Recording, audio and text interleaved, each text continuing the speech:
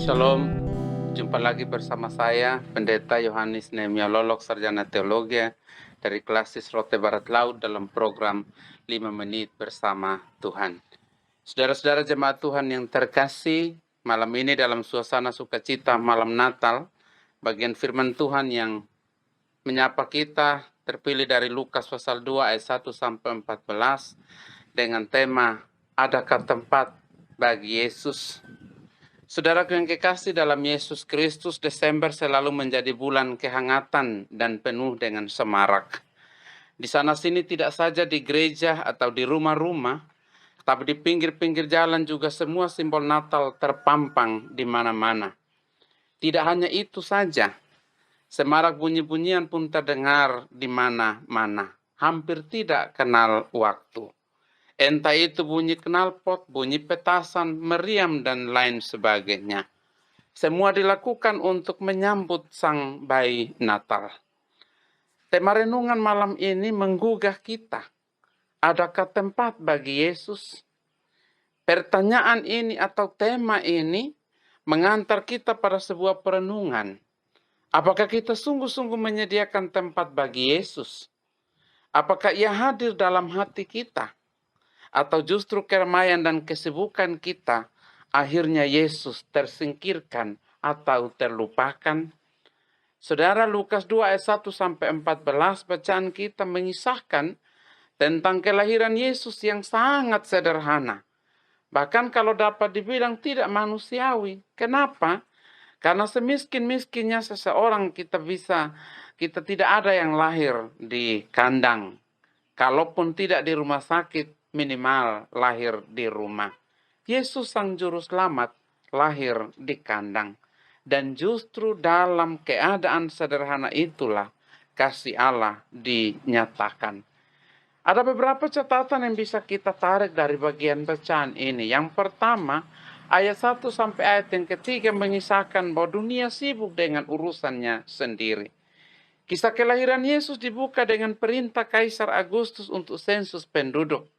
Semua orang sibuk dengan perintah Kaisar, sibuk urus administrasi, perjalanan, dan lain-lain. Dan tidak ada yang sadar akan kelahiran Sang Juru Selamat saat itu. Bukankah kita juga demikian? Sibuk kerja, sibuk cari nafkah, pelayanan, dan rutinitas kita. Tanpa sadar, Yesus tersingkirkan. Catatan yang kedua di ayat 6 sampai ayat yang ke-7. Bahwa tidak ada tempat penginapan. Saudaraku, sesungguhnya ini tidak saja bicara sekedar tentang tempat secara fisik, tapi lebih pada gambaran sikap manusia. Yesus datang dalam kerendahan, bukan kemegahan. Sementara manusia lebih memilih kenyamanan daripada kehadiran Allah.